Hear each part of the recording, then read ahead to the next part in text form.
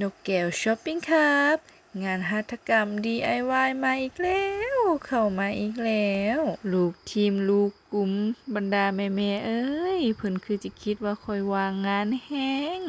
บางคนเห็นข้อยมักประดิษฐ์ประดอย เห็นว่าข้อยมักสร้างสรรค์งานนั้นนี่ข้อยเฮ็ดบ่เป็นหมดทุกอย่างดอกเด้อซุมเจ้าเอ้ยแต่ถึงเฮ็ดบ่เป็นจั่งใดก็ตามแม่ค้าคนนี้ก็พร้อมจะสู้พร้อมจะเรียนรู้ไปได้เสมอ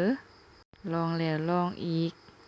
ลองแบบที่1บ่ได้เอาแบบที่2ลองแบบที่2บ่ได้เอาแบบที่3ลองไปเรื่อยๆจนกว่าจะสำเร็จลองผิดลองถูกลองทุกวิธีทางไผมีความรู้มาแบ่งปันให้ข้อยแหน่เด้อเฮ็ดวิธีใดเฮ็ดแนวใดมันจึงจิง่ายปกติข้อยก็มีแต่สั่งบัดมาเฮ็ดตัวจริงโอ้ยเนาะ มันบ่เป็นดังที่คิดเลยสั่วสิได้กระดุมมาต่อมหนึ่งสิได้กระดุมมาเม็ดหนึ่งมันบ่ง่ายอีหลีนี่แหละเพิ่นว่า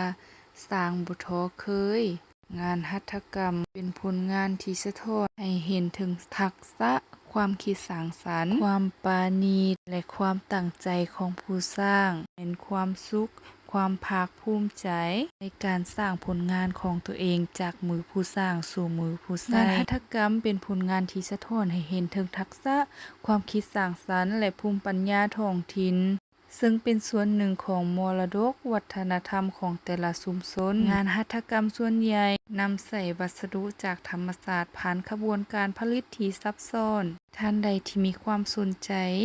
ในงานหัตถกรรมและอยากส่งเสริมการอนุรักษ์รักษาสืบทอดเอกลักษณ์วัฒนธรรมช่วยกระตุ้นเศรษฐกิจระดับท้องถิ่นสู่ระดับประเทศฝากอุดหนุนห้านนกแก้วช้อปปิ้งครับและกลุ่มแม่บ้านแขวงอุดมไซของพวกเขานำเด้อนอกจากรายดังเดิมแล้วลูกค้าและกลุ่มแม่บ้านพวกเขาสามารถออกแบบร่วมกันได้ท่านใดสนใจรายใดแบบใดสามารถทักมาลงรายละเอียดได้ที่เบอร์5662395 เด้อนอกจากธงเปียดแล้วพวกเขายังมีผลิตภัณฑ์อีกหลากหลายอย่างเลยสามารถเข้าไปติดตามที่เพจนกแก้วช้อปปิ้งครับได้เลยจ้ากว่าจะได้ถุงหน่วยหนึ่งมาต้องใช้เวลาหลายมื้อหลายวันหลายอาทิตย์หลายเดือน